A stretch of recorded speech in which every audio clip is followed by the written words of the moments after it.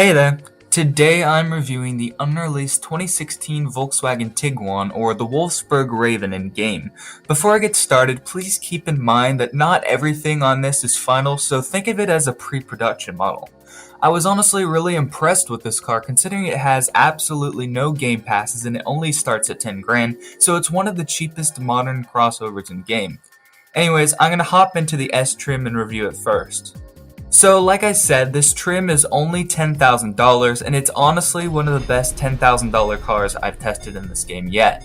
Now, looking at the design, it's pretty noticeable that it's the bare bones trims from the lack of chrome trim, no front fog lights, and small rims. And I really think Bluezilla did a great job differentiating it from the other trims, to be honest. Now, most of the trims have the same exact driving characteristics, so I won't be too thorough on those, but I will still showcase each trim's lighting and sounds.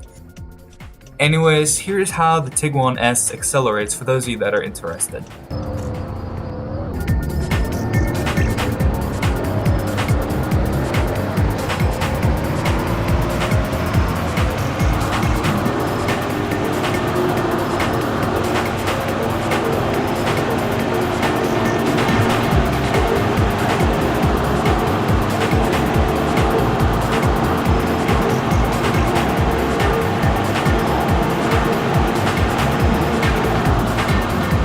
So it does have pretty average acceleration overall and is pretty quick for the segment of cars.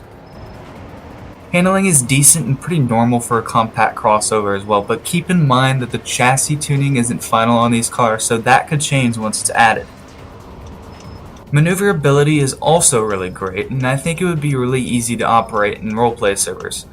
Like I said earlier, not everything is final and each trim has default vehicle settings, so braking is not on smooth like how I usually have it. However, I'm still going to compare the results between the trims, so here's how the S brakes.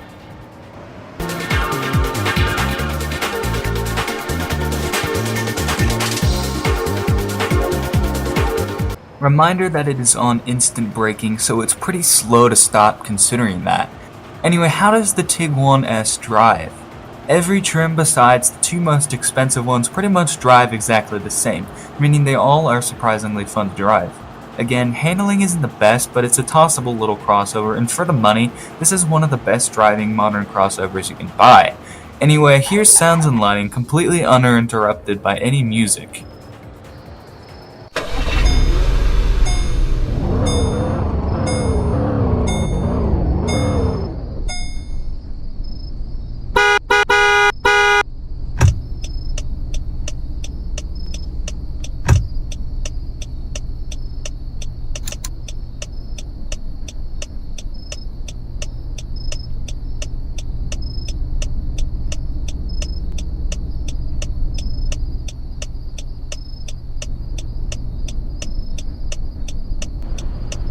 As you can see, it has a tiny rear fog light and it of course comes standard with high beams.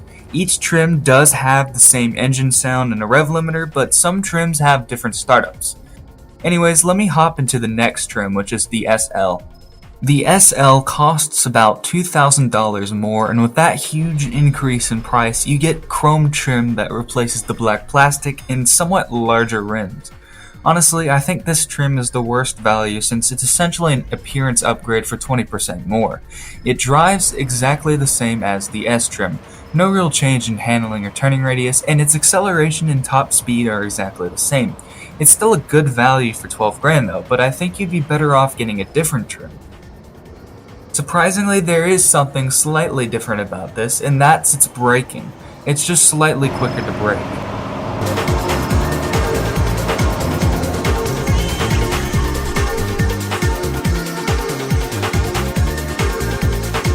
Anyway, here's sounds and lighting once again.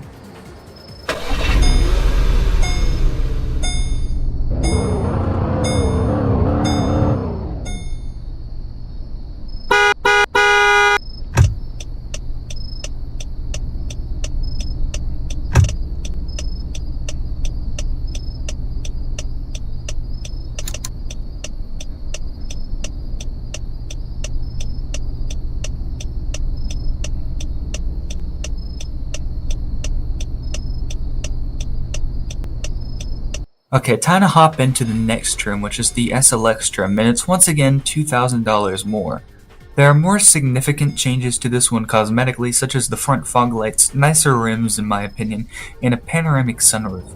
The S is still the best value out of these three, but the $4,000 increase is worth it for these cosmetic enhancements, which make it look really nice in my opinion. Again, driving characteristics are the exact same as the S and SL, and it's still pretty fun to drive for a crossover.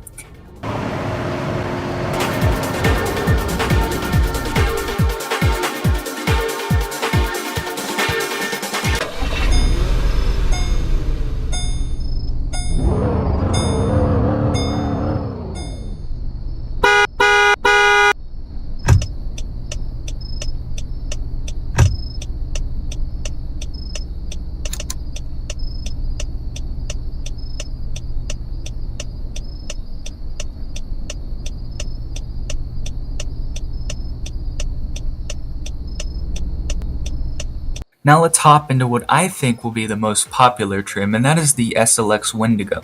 This one is a great value as well, as it's only $1,000 more than the regular SLX, and with that increase in price, you get a special Wolfsburg logo with antlers, a roof box, a hood protector, different rims, a skid plate, and a Wendigo badge on the rear. They're extremely cool upgrades that I think is absolutely worth the money. Also, it has different driving characteristics than the cheaper trims and shares its slightly quicker acceleration with the sport trim.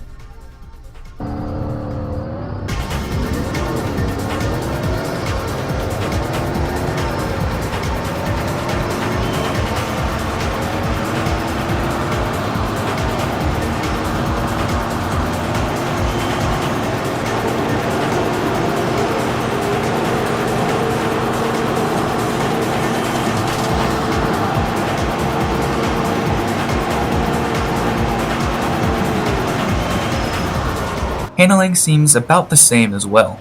Reminder that it's on a slower steering speed setting than I would normally use when reviewing a car, so it's probably not actually that bad. I must admit that it's also more fun to drive than the cheaper trim somehow.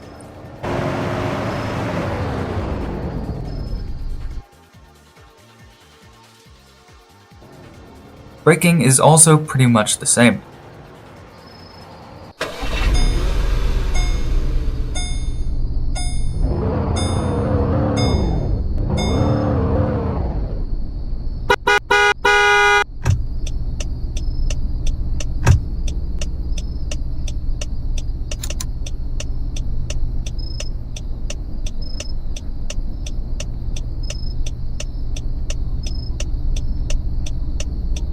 And the final trim which I recommend the most, let's hop into the sport trim. Now this one tops out at $17,500, meaning it's $2,500 more than the Wendigo. Noticeable differences between this and the other models is body color painted cladding, different taillights, an adaptive cruise control radar on the windshield, and bigger rims.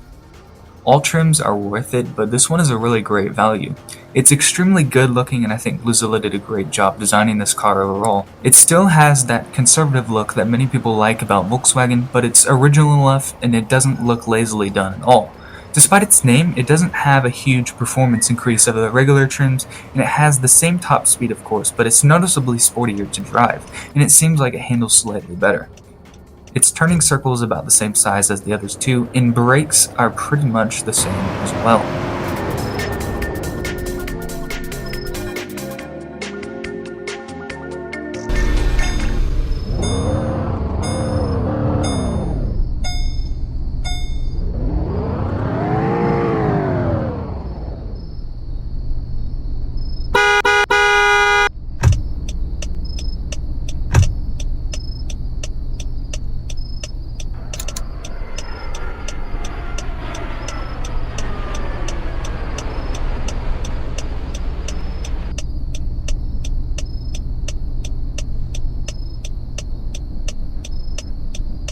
And here are the FRIZZ scores for each trim. Once again, I highly recommend you to go with the Sport or Wendigo trims and stay away from the SL. If you're strapped for cash, go with the S, but otherwise the Sport and Wendigo are your best bets.